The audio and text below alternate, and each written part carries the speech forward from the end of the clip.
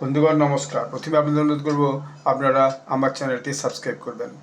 বাংলাদেশের ঢাকার থেকে একটু দূরে সাভারে বাংলাদেশের যে ছাত্র পার্টি, সেই ন্যাশনাল সিটিজেন পার্টি এনসিপি, তাদের একটা মিছিল হচ্ছিল।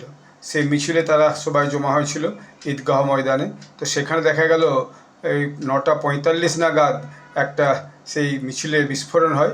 সেই বিস্ফোরণের ফলে সেই মিছিলের লোকজন ছত্রভঙ্গ হয়ে যায়। এটা তাদের যে জুলাই মার্চ বলে একটা তারা 1 মাসব্যাপী মার্চ শুরু করছে দেশের রাজনৈতিক অর্থনৈতিক সংস্কারের দাবি তুলে, সেটারই একটা অঙ্গ হিসেবে এটা তারা শুরু করেছিল। যখন তাদের সমর্থকরা সব সমবেত ছিল, তখনই বোমাটি বিস্ফোরণ হয়। এখন জুলাই মাস জুড়ে তারা এই অনুষ্ঠানটা করতে চেয়েছে নিজেদের জনসমর্থন বাড়ানোর জন্য। এটা আসলে সে পুরাতন দিনকে মনে করে দেয়।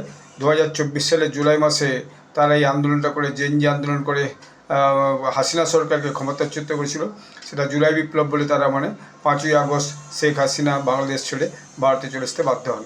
এখন বাংলাদেশ যদিও তাকে ফেরত চাইছে, তো সরকার জানিয়েছে যে আইন ও বিচার প্রক্রিয়ার মাধ্যমে হাসিনাকে ফেরত পাঠাতে বাংলাদেশের অনুরোধ ভারত সরকার পর্যালোচনা করছে।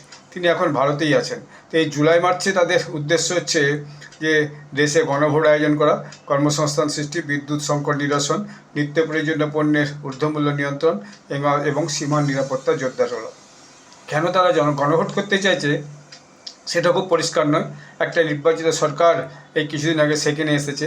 নাহিদ ইসলাম বা এনসিপি এবং জামাতের উদ্যোগে দীর্ঘদিন ইউনূস সাহেব ছিলেন বাংলাদেশের তদারকি সরকার প্রধান।